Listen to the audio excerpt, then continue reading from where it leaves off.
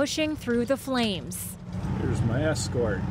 They're out there cutting trees off so we can get through. Each night, 4 to 5 trucks drive these routes. The maps aren't being updated regularly enough. Sometimes it's too smoky for the helicopters to get actual lines on it, so we wanted to get up and see exactly where the fire was in terms of how close it was to our farm. For some farmers in and around Burns Lake, it's worth the risk. They're defying evacuation orders in an effort to protect their cattle and community. We've grown up around here. We know escape routes. None of these guys are being idiots about it. Crews are facing extreme dryness. The wood around the Nadina Lake and Verdun fires has less moisture than lumber you'd buy at a hardware store. Water just basically evaporates before it gets near that stuff. So everything here burns except for water and rocks. Last night at a meeting, officials warned those who don't take the last chance to leave may lose the opportunity. Most people that die in a forest fire are died fleeing the fire. They stay in until they see that this wall of smoke is starting to become a wall of flames, and then they jump in their truck and they take off.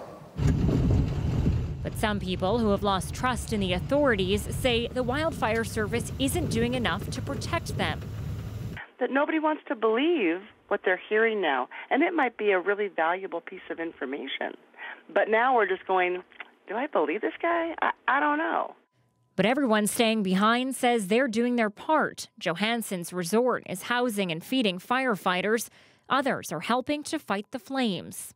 We don't want to see anybody in the community's houses burning down, so we're doing everything we can to save our community. A dangerous gamble to try to protect their livelihoods. Anita Bath, CBC News, Vancouver.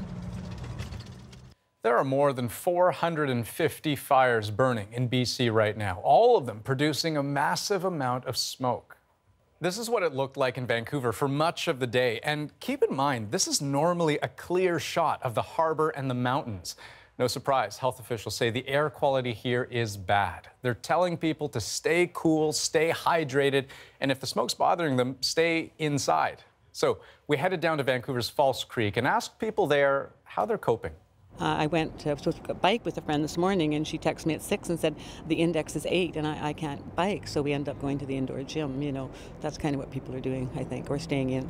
I felt a little nauseous a little bit. Being outside all the time just doesn't smell as good, and a little headaches. I think I've only gone to the beach maybe 5 times this year, which is kind of disappointing. We're from the interior, and we came down. This is way better. At home, particularly with the thick smoke, it certainly changed what we did there.